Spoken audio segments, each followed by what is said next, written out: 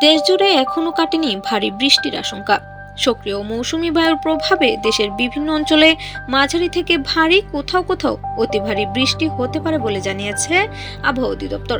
এর ফলে পাহাড়ি এলাকায় ভূমিধস এবং নিচু অঞ্চলে জলাবদ্ধতার ঝুঁকিও বেড়েছে। এদিকে প্রতিকূল আবহাওয়ার কারণে দেশের বিভিন্ন নদী বন্দরের জন্য জারি করা হয়েছে সতর্ক সংকেত। বজ্রসহ দমকা বা ঝড়ো হাওয়া বয়ে যাওয়ার আশঙ্কায় নদীপথে চলাচলকারী নৌযানগুলোকে সতর্কতার সঙ্গে চলাচলের নির্দেশ দেওয়া হয়েছে। ছোট নৌযান ও মাছ ধরার ট্রলারগুলোকে নিরাপদে আশ্রয়ে থাকতে বলা হয়েছে।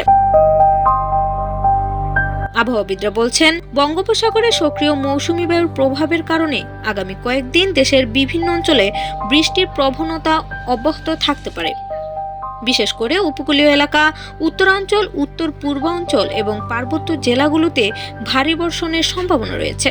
ভারী বৃষ্টির কারণে পাহাড়ি এলাকায় ভূমিধস, নদী অববাহিকায় প্রাণী বৃদ্ধি এবং নগর এলাকায় জলাবদ্ধতার আশঙ্কা রয়েছে। তাই অপ্রয়োজনীয় ভ্রমণ এড়িয়ে চলা, পাহাড়ের ঝুঁকিপূর্ণ এলাকায় সতর্ক থাকা এবং নদীপথে যাতায়াতের ক্ষেত্রে সর্বোচ্চ সতর্কতা অবলম্বনের পরামর্শ দিয়েছেন সংশ্লিষ্টরা। পরিস্থিতির উপর সার্বক্ষণিক নজর রাখছে আবহাওয়া অধিদপ্তর ও দুর্যোগ ব্যবস্থাপনা সংশ্লিষ্ট সংস্থাগুলো। নতুন কোনো সতর্কতা বা পূর্বাভাস জারি হলে তা দ্রুত জানিয়ে দেওয়া হবে। ডেস্ক রিপোর্ট, দৈনিক ডেস্টিনি।